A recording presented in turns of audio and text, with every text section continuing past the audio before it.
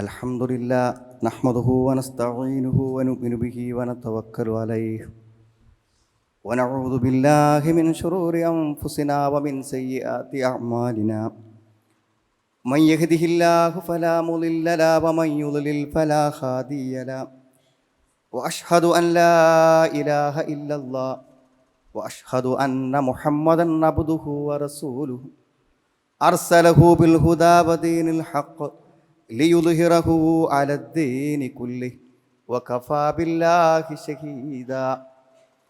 അല്ലാഹുമ്മ സ്വല്ലി അലാ മുഹമ്മദിൻ വഅലാ ആലി മുഹമ്മദ് കമാ സ്വല്ലൈത അലാ ഇബ്രാഹീം വഅലാ ആലി ഇബ്രാഹീം വബാരിക് അലാ മുഹമ്മദിൻ വഅലാ ആലി മുഹമ്മദ് കമാ ബാരക്ത അലാ ഇബ്രാഹീം വഅലാ ആലി ഇബ്രാഹീം ഇന്നക ഹമീദും മജീദ്. أما بعد فإن خير الكلام كلام الله وخير الحديث كتاب الله وخير الهدي هدي محمد صلى الله عليه وسلم وشر الأمور محدثاتها وكل محدثة بدعة وكل بدعة ضلالة. أعوذ بالله من الشيطان الرجيم. بسم الله الرحمن الرحيم. يا أيها الذين آمنوا اتقوا الله حق تقاته ولا تموتن إلا وأنتم مسلمون. يا أيها الناس اتقوا ربكم الذي خلقكم من نفس واحدة وخلق منها زوجها وبث منهما رجالا كثيرا ونساء واتقوا الله الذي تساءلون به والأرحام إن الله كان عليكم رقيبا. يا أيها الذين آمنوا اتقوا الله وقولوا قولا سديدا يصلح لكم أعمالكم ويغفر لكم ذنوبكم ومن يطع الله ورسوله فقد فاز فوزا عظيما. يا أيها الذين آمنوا اتقوا الله ولتنظر نفس ما قدمت لغد واتقوا الله إن الله خبير بما تعملون. സ്നേഹമുള്ള സഹോദരി സഹോദരന്മാരെ, സത്യവിശ്വാസികളെ സത്യവിശ്വാസിനികളെ, അള്ളാഹുവിൻ്റെ കൽപ്പനകളെയും നിർദ്ദേശങ്ങളെയും ജീവിതത്തിൽ പാലിച്ചുകൊണ്ട് ജീവിക്കണമെന്നും എന്നെയും നിങ്ങളെയും ഞാൻ ഓർമ്മപ്പെടുത്തുകയാണ്. സഹോദരങ്ങളെ, നാളത്തെ ഒരു ദിവസം നമുക്ക് ബാക്കിയുണ്ടോ എന്ന് തീർത്തു പറയാൻ പറ്റാത്ത ആളുകളാണ് നമ്മളെല്ലാവരും. മരണത്തിന് പ്രത്യേകിച്ച് കാരണങ്ങളൊന്നുമില്ലെങ്കിലും മരണവാർത്തകൾ കേട്ടുകൊണ്ടിരിക്കുന്ന നിരന്തരമായ ഓർമ്മപ്പെടുത്തലുകൾ ഈ ഒരു സത്യം നമ്മളോട് വിളിച്ച് പറഞ്ഞുകൊണ്ടിരിക്കുന്നു. അതുകൊണ്ട് തന്നെ വിശുദ്ധ ഖുർആൻ നമ്മുടെ മുമ്പിൽ വെക്കുന്ന ഏറ്റവും പ്രധാനപ്പെട്ട ഒരു പ്രമേയം വൽ തന്ദുർ നഫ്സും മാ ഖദ്ദമത്ത് ലിഗദിൻ, നാളേക്ക് വേണ്ടി ഓരോരുത്തരും എന്തു കരുതി വെച്ചിട്ടുണ്ട് എന്നവൻ ചിന്തിക്കട്ടെ, ആലോചിക്കട്ടെ, നോക്കട്ടെ എന്ന്. അപ്പോൾ നമ്മളെല്ലാവരും കൂടുതൽ ജാഗ്രതയോടുകൂടെ ഗൗരവത്തോടുകൂടെ ചിന്തിക്കേണ്ട ഒരു കാര്യമാണ്. നമ്മുടെ ജീവിതത്തിൽ തഖ്വ വേണം, സൂക്ഷ്മത വേണം. അള്ളാഹുവിൻ്റെ കൽപ്പനകൾ പാലിച്ചും അവൻ്റെ വിരോധങ്ങളിൽ നിന്ന് അകന്നു നിന്ന് ജീവിക്കണം എന്നതിന് നമുക്ക് പ്രേരണ നൽകുന്നത് നാളെ എനിക്കെന്തുണ്ട് എന്ന ചിന്തയാണ്. യഥാർത്ഥത്തിൽ നമ്മൾ ആലോചിക്കുന്നില്ല. ഒരു വാർദ്ധക്യത്തിൻ്റെ ചുരുങ്ങിയ കാലം, നമുക്ക് പ്രത്യേകിച്ച് ജോലിയോ അല്ലെങ്കിൽ എന്തെങ്കിലും അധ്വാനങ്ങളോ ചെയ്യാൻ പറ്റാത്ത ഒരു ചുരുങ്ങിയ കാലം ഒരു വാർദ്ധക്യത്തിൻ്റേതായി ആയുസ് കിട്ടുന്നവർക്ക് ഇവിടെ ഉണ്ടാകുമല്ലോ. അതിനെക്കുറിച്ച് നമ്മൾ എത്രമാത്രം ആശങ്കപ്പെടുന്നുണ്ട്. ഒരു 60 വയസ്സ് മുതൽ ഒരു 80 വയസ്സ് വരെ, അല്ലെങ്കിൽ ഒരു 70 വയസ്സ് മുതൽ ഒരു 100 വയസ്സ് വരെ അഥവാ ഇവിടെ ജീവിക്കേണ്ടി വന്നാൽ അതിൻ്റെ സാധ്യതകൾ തന്നെ വളരെ കുറവാണ്. അങ്ങനെ ഉണ്ടെങ്കിൽ ആ ഒരു സമയം ഞാൻ മറ്റുള്ളവരെ ആശ്രയിക്കേണ്ടി വരൂ, എനിക്ക് എന്തെങ്കിലും ഉണ്ടാവുമോ എന്നതിനെക്കുറിച്ച് ബേജാറാകുന്നില്ലേ നമ്മൾ ഈ ഒരു ഹ്രസ്വമായ നമ്മുടെ ജീവിത കാലഘട്ടത്തിൽ? എന്ന സഹോദരങ്ങൾ ആലോചിച്ച് നോക്കൂ. നിങ്ങൾ നമ്മളുടെ മുമ്പ് മറവ് ചെയ്യപ്പെട്ട ആളുകൾ ഇന്നും ഖബറിലാണ്. എത്ര വർഷങ്ങളായി നോക്കൂ നിങ്ങൾ, ആയിരക്കണക്കിന് വർഷങ്ങളായി അവർ ഖബറിലാണ്. അതൊരു ജീവിതം തന്നെയാണല്ലോ. നമ്മൾ മനസ്സിലാക്കിയിടത്തോളം സ്വർഗത്തിൻ്റെയോ നരകത്തിൻ്റെയോ അനുഭവങ്ങളുമായി മനുഷ്യൻ ഖിയാമത്ത് നാൾ വരെ കഴിച്ചു കൂട്ടുന്ന ഒരു ജീവിതമാണ്. അതുകൊണ്ടാണല്ലോ ഖിയാമത്ത് നാൾ വരുന്ന സമയത്ത് ആളുകൾ ചോദിക്കുന്നത് മുമ്പാസ്തനാമി മറക്കത്തിന്, ഞങ്ങൾ ഉറങ്ങല്ലേ, ഞങ്ങൾ ആരാണ് വിളിച്ചുണർത്തിയത് എന്നവർ ചോദിക്കുന്നത് എന്തുകൊണ്ടാണ്? അവരൊരു ജീവിതത്തിലാണുള്ളത്. ആ ജീവിതത്തിൽ നിന്നാണ് അവർ ഉണരുന്നത്. വമിൻ വറാഇഹിം ബർസഖുൻ ഇലാ യൗമി യുബഅസുൻ. അള്ളാഹു ആ ജീവിതത്തിൻ്റെ ഒരു പേര് തന്നെ പറഞ്ഞു, ബർസഖ്. ബർസഖ് എന്ന് പറഞ്ഞാൽ ഇന്ന് ജീവിച്ചിരിക്കുന്ന, ഭൂമിയിൽ ജീവിച്ചിരിക്കുന്നവർക്ക് ബന്ധപ്പെടാൻ പറ്റാത്തൊരു ജീവിതം, അത്രേ ഉള്ളൂ അതിനർത്ഥം. ഒരു മറയുണ്ട് നമുക്കും അവർക്ക് മുമ്പിലുള്ള ആശയവിനിമയങ്ങൾക്കും മനസ്സിലാക്കലുകൾക്കും ഒരു മറയുണ്ടെന്ന് മാത്രം. പക്ഷേ ഈ ഭൂമിയിൽ നിന്ന് പോയാലും അവരവിടെ ജീവിക്കുകയാണ്. ഇനി അത് മാറ്റിവെക്കും നിങ്ങൾ. മാതാമതി സമാവാത്തു വല്ലർന്ന്, പ്രപഞ്ചം നിലനിൽക്കുന്ന കാലത്തോളം എന്ന് പറഞ്ഞാൽ സ്വർഗം നിലനിൽക്കുന്നിടത്തോളം സ്വർഗത്തിലും നരകം നിലനിൽക്കുന്നിടത്തോളം നരകത്തിലും ജീവിക്കേണ്ടി വരുന്ന അതിദീർഘമായ അതിദൈർഘ്യമേറിയ ഒരു ദിവസത്തിന് പോലും ആയിരക്കണക്കിന് വർഷങ്ങളുടെ ദൈർഘ്യമുള്ള ജീവിതങ്ങൾ നമ്മൾ ഇനി തരണം ചെയ്യാനിരിക്കും. അതിനൊക്കെ വേണ്ടി എന്താണുള്ളത്? ഈ ആയിരക്കണക്കിന് വർഷം കബറിൽ കിടക്കാൻ, അല്ലെങ്കിൽ അനന്തമായ കാലഘട്ടം സ്വർഗത്തിലും നരകവുമുള്ള ഒരു പരലോകത്ത് എത്തിപ്പെട്ടാൽ അവിടെ രക്ഷപ്പെടാൻ എനിക്കും നിങ്ങൾക്കും എന്തുണ്ട് എന്ന ആത്മപരിശോധന ഓരോ വർഷങ്ങൾ പിന്നിടുമ്പോഴും നമ്മൾ നടത്തേണ്ടതുണ്ട്. അതൊരു പക്ഷേ നിർബന്ധിക്കപ്പെടാതെ മനുഷ്യൻ നടത്താതെ പോകും. ജീവിതത്തിൻ്റെ ഒഴുക്കിൽ അങ്ങനെ ഒന്ന് ചിന്തിക്കാനും ആലോചിക്കാനും ഒരു നിർബന്ധ സാഹചര്യമില്ലെങ്കിൽ മനുഷ്യൻ അത് മറന്നു പോകും എന്നതുകൊണ്ടാണോ അള്ളാഹു 12 മാസങ്ങളിൽ ഒരു മാസം വ്രതമാക്കിയത്? അതങ്ങനെ ഒരാചാരപ്രകാരം കടന്നു പോകാൻ പറ്റുന്നതല്ല റമദാൻ എന്ന് പറയുമ്പോൾ. അതുകൊണ്ടാണ് റമദാൻ വരുന്നുണ്ടല്ലോ, അടുത്ത ആഴ്ച റമദാൻ ആണല്ലോ എന്ന് നമ്മൾ ചിന്തിക്കുന്നത്. അത് കുറച്ച് മെനക്കെടുള്ള സംഭവം തന്നെയാണ്. അതിന് കുറച്ച് ഒരുങ്ങാനും കുറച്ച് ആലോചിക്കാനും ഒക്കെയുണ്ട്. ഒരു പക്ഷേ സയ്യിദ് റഷീദിലുള്ള അദ്ദേഹത്തിൻ്റെ തഫ്സീർ പറയുന്നുണ്ട്, 11 മാസം മനുഷ്യൻ തിന്ന് കുടിച്ച് മിച്ചം വന്ന കുറേ അവശിഷ്ടങ്ങൾ ഉണ്ടാവും എൻ്റെ ശരീരത്തിൽ. ഒരു പക്ഷേ ആ അവശിഷ്ടങ്ങളെല്ലാം നീക്കാൻ ആ ഒരു മാസത്തെ വ്രതത്തിന് പറ്റുമെങ്കിൽ 11 മാസത്തെ മനുഷ്യൻ്റെ ജീവിതത്തിലെ മാലിന്യങ്ങളെയും പാപങ്ങളെയും എല്ലാം, അനാവശ്യമായത് എന്തെല്ലാം ഉണ്ടോ അതിനെയെല്ലാം ഒന്ന് മെയിൻ്റനൻസ് ചെയ്യാൻ, ഒന്ന് പരിഹരിക്കാനുള്ള ഒരു പ്രവർത്തനം അതിലേറെ റമദാനിൻ്റെ ആത്മീയതയ്ക്ക് പറ്റുമെന്നാണ് പറയുന്നത്. 11 മാസത്തെ ഭക്ഷണത്തിൻ്റെ അവശിഷ്ടങ്ങളെ ക്രമീകരിക്കാൻ ഒരു മാസത്തെ വ്രതത്തിന് പറ്റുമെങ്കിൽ 11 മാസത്തെ മാലിന്യങ്ങളെ ശുദ്ധീകരിക്കാൻ അതിലേറെ റമദാനിന് പറ്റുമെന്നാണ് പറയുന്നത്. അപ്പോൾ സുഹൃത്തുക്കളെ, നാളേക്ക് എന്തുണ്ട് എന്ന ചോദ്യം വീണ്ടും നമ്മളോടൊന്ന് ചോദിക്കും. നമ്മൾ യാ അയ്യുഹല്ലദീന ആമനു ഇത്തഖുല്ലാഹ, സത്യവിശ്വാസികളെ നിങ്ങൾ അള്ളാഹുവിനെ സൂക്ഷിക്കണം. അതന്നെ അള്ളാഹ് വീണ്ടും പറയാണ്, വൽ തൻദുർ നഫ്സും മാ ഖദ്ദമത് ലിഗദിൻ, നാളേക്ക് എന്തുണ്ട് എന്നൊന്ന് നോക്കുന്നതാണ്. ഇത് ജീവിച്ചിരിക്കുന്നവരോടല്ലേ പറയാൻ പറ്റുള്ളൂ സുഹൃത്തുക്കളെ. വത്തഖുല്ലാ, അള്ളാഹുവിനെ സൂക്ഷിക്ക്. ഇന്നല്ലാഹ ബിമാ ഖബീറു, ഇന്നല്ലാഹ ഖബീറും ബിമാ തഅമലൂൻ, നിങ്ങൾ പ്രവർത്തിക്കുന്ന കാര്യങ്ങളെക്കുറിച്ച് സൂക്ഷ്മമായി അള്ളാഹു അറിയും. നിങ്ങൾ പ്രവർത്തിക്കുന്ന കാര്യങ്ങളെക്കുറിച്ച് സൂക്ഷ്മമായി നിഗൂഢമായി അള്ളാഹു അറിയും.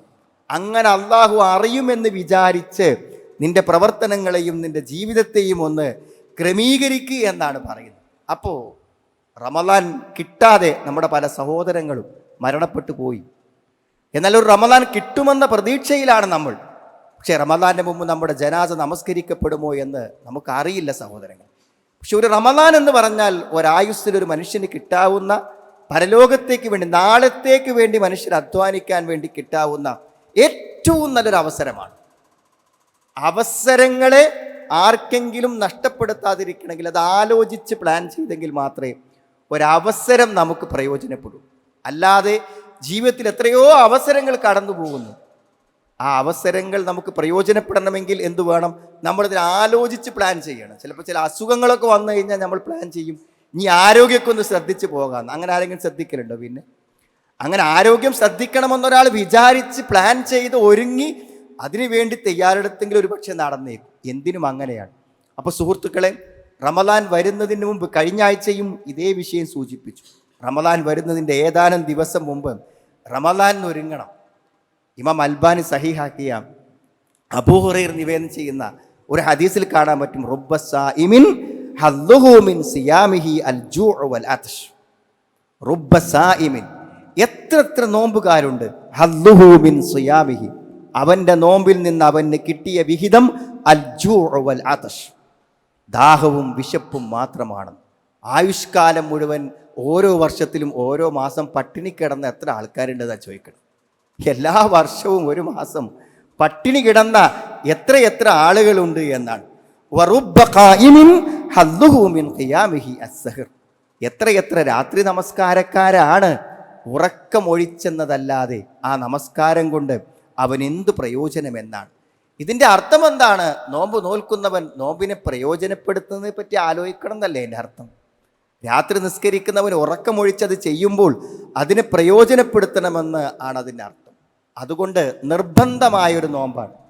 ഒരാൾ കരുതിക്കൂട്ടി നോമ്പ് ഉപേക്ഷിച്ചാൽ വളരെ കഠിനമായ ശിക്ഷയാണ് അവനുള്ളത്.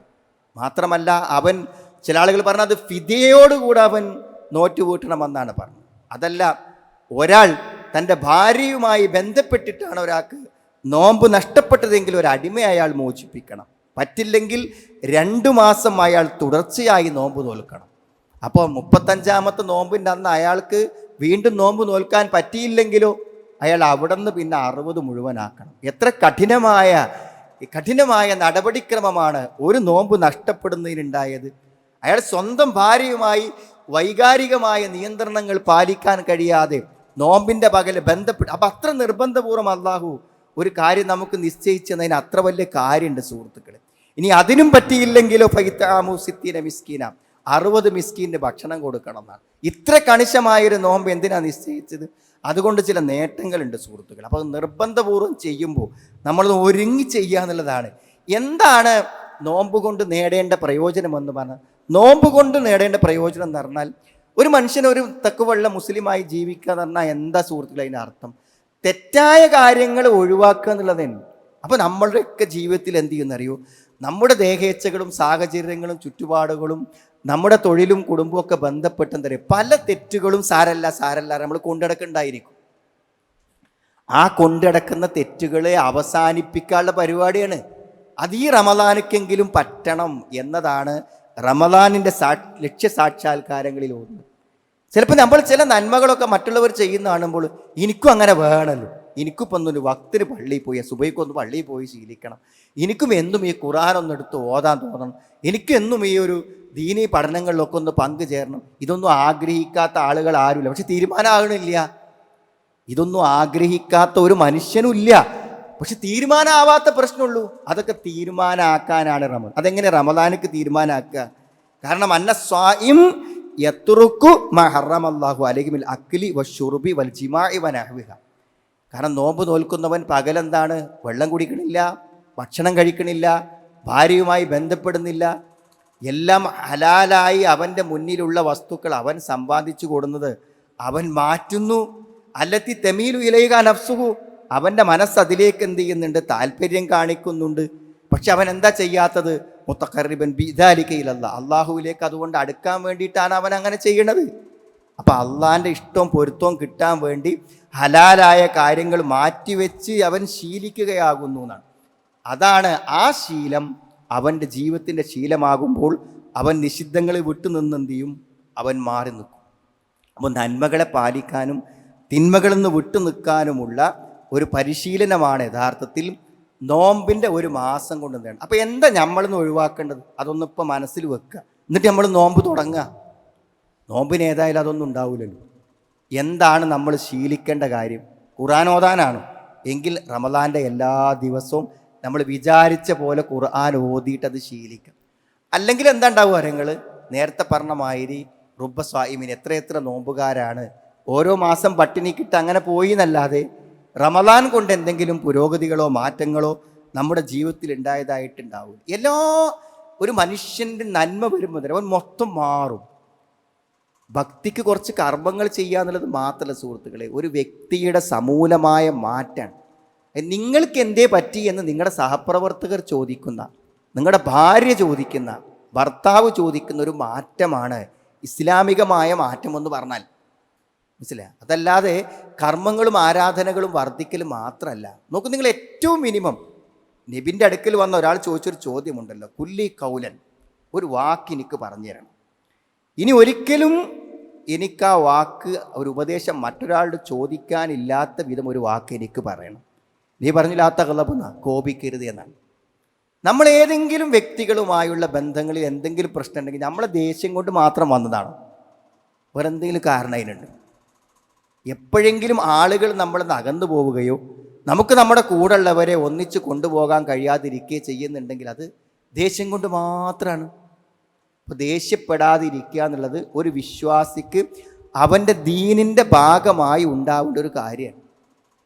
അപ്പോൾ എന്നാൽ റമദാനിൽ ഒരു ദേഷ്യക്കാരനല്ലാതിരിക്കുവാനുള്ള ഒരു പരിശ്രമം അങ്ങനെയല്ലേ, എൻ്റെ സ്വഭാവം തന്നെ മാറിയിട്ട് ഈ ആളുകളോടൊക്കെ ഇങ്ങനെ വേണ്ടിനും വേണ്ടാത്തിനൊക്കെ ഇങ്ങനെ വെറുതെ ചൂടാടുന്ന പരിപാടി എന്തായാലും നബി സ്വല്ലല്ലാഹു അലൈഹി വസല്ലം ഉപദേശിച്ചൊരു കാര്യമല്ലേ. റമദാനിക്ക് ഏതായാലും ഇപ്പോൾ ഈ നോമ്പിന് ഏതായാലും അത് പറ്റൂല. അപ്പോൾ ഒരു മാസം കൊണ്ട് എൻ്റെ ദേഷ്യം ഒന്നാണ്ട് അവസാനിപ്പിക്കാമെന്ന് വിചാരിച്ചാൽ ആളുകൾക്ക് പറ്റുന്നൊരു കാര്യമല്ലേ. നമ്മുടെ വ്യക്തി ജീവിതത്തെ സമൂലമായി മാറ്റാൻ എന്തു ചെയ്യും, ഇതുകൊണ്ടൊക്കെ പറ്റുമെന്നാണ് പറയുന്നത്. സംസാരിക്കാൻ പഠിക്കുക അല്ലേ. ആൾക്കാർക്ക് സംസാരിക്കാൻ അറിയില്ല.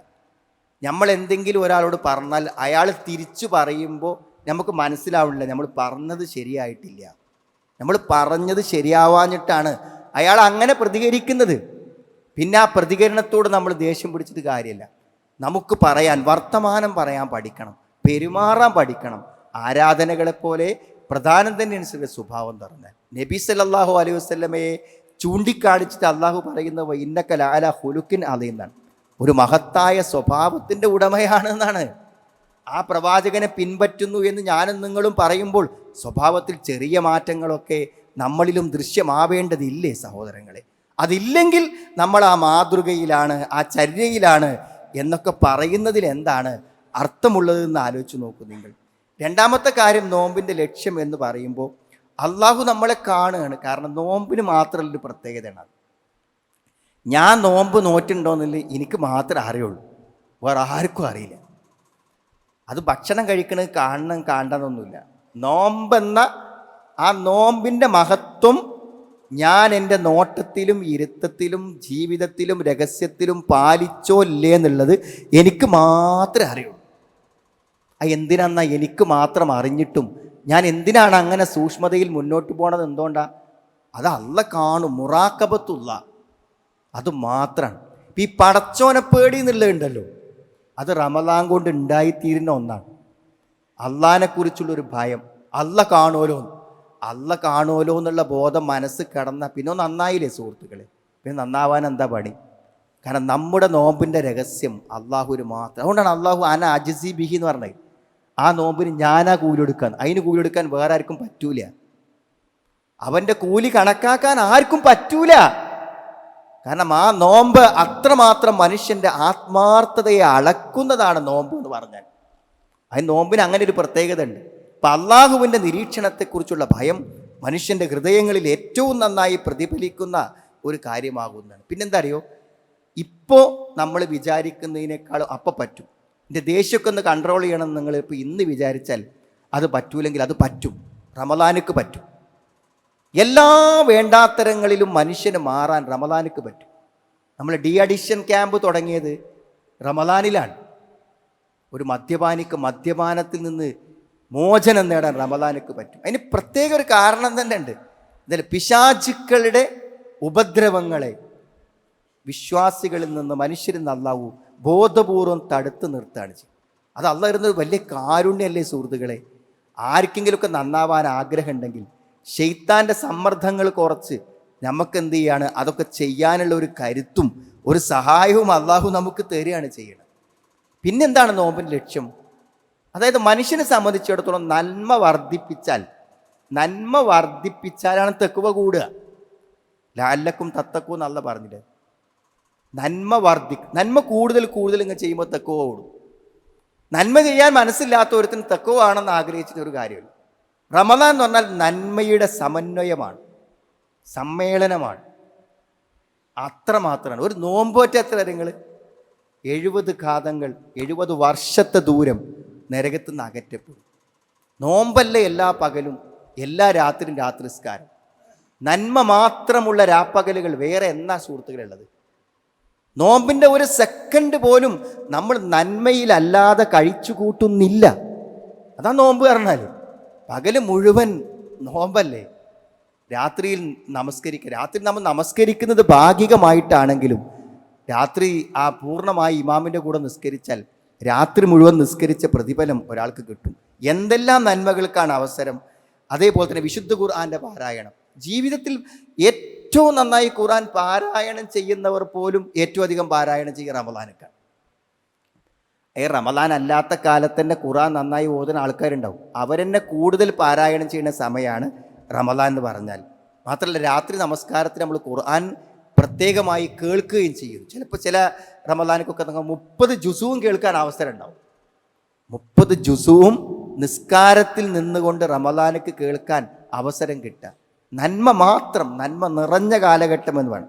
അതേപോലെ തന്നെ സ്വതക്ക, ദാനധർമ്മങ്ങൾ ഏറ്റവും നന്നായി നൽകുന്നിരുന്ന റമദാൻ അങ്ങനെ ഒരു പ്രത്യേകത ഉണ്ട്. റമദാൻ എന്ന് പറഞ്ഞാൽ ഒരു ജീവകാരുണ്യത്തിൻ്റെ സന്ദർഭമാണ്.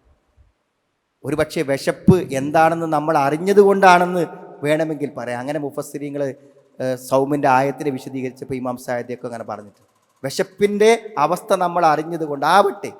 എന്തായിരുന്നാലും മുസ്ലിം സമുദായത്തിലെ പാവപ്പെട്ട ആളുകളെ സംബന്ധിച്ചിടത്തോളം റമദാൻ ഒരു വലിയ സന്തോഷമാണ്. ഇന്നും ആലോചിക്കും, റമദാൻ്റെ കിറ്റ് നൽകില്ല നമ്മൾ പള്ളിയിൽ നിന്ന് കിറ്റ് അല്ലൂ.